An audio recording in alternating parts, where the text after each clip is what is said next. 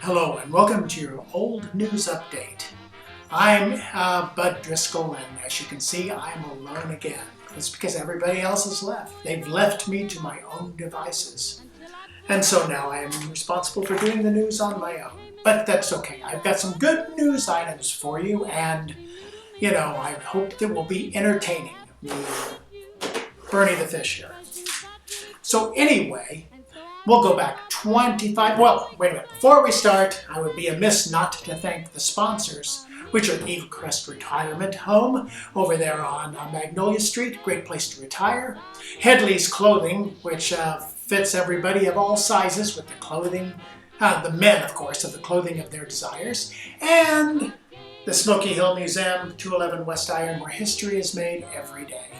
So, topping your old news today, 25 years ago, on May 15th, 1991, Sharon Flaherty was vacuuming her front room at about 10 p.m. Monday when she got the shock of her life. Literally, a bolt of lightning apparently struck a tree next door, and then the current traveled through Flaherty's house at 1421 Ponca via the electrical outlet the vacuum was plugged into. Well, you can imagine what happened. Flaherty's son took her to Asbury Salina Regional Medical Center, where hospital workers discovered the lightning had entered her body through her right hand. They couldn't find where the lightning exited, and the shock didn't seem to have any serious effect, except that every time she picked up a frozen dinner, it automatically cooked. It's a handy ability to have.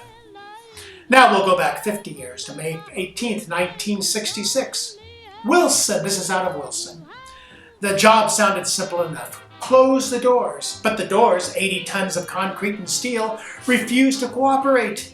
As a result, the sealing of Schilling Auxiliary Site number 8, one of 12 launching sites for Atlas F intercontinental ballistic missiles, has been postponed. So if you can't get the door shut on a missile site, you're in real trouble.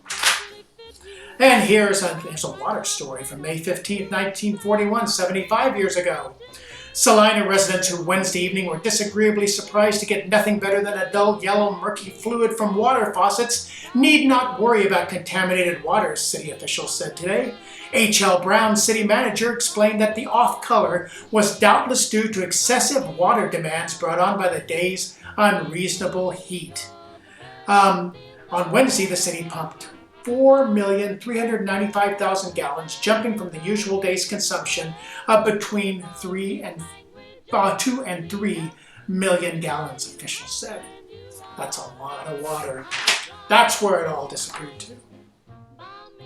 And on May 18th, 1916, 100 years ago, on May 18th, this is a letter to the Journal from a guy that's called Opposed.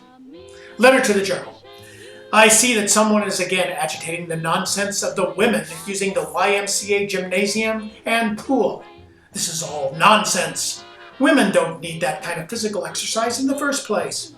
If they do their own housework as it should be done and keep up the home or spend their evenings learning how to do it, they will have all the exercise they need.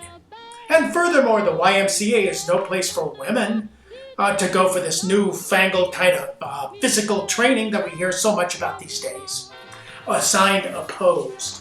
That's right. Keep them barefoot, pregnant, and vacuuming. As long as they're not hit by lightning. Okay.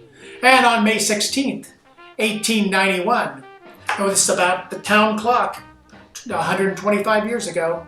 The town clock created considerable excitement and some apprehension by going off into a regular paroxysm, whatever.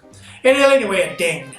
At about 10:30 Thursday night, it struck 71 times. You didn't even know it was a 71 o'clock, did you? Well, that's it for all your old news today. Maybe I'll be back with Izzy or Hiram, or maybe they'll be gone. Or maybe we'll just have an empty chair next week. But until then, we'll see you yesterday.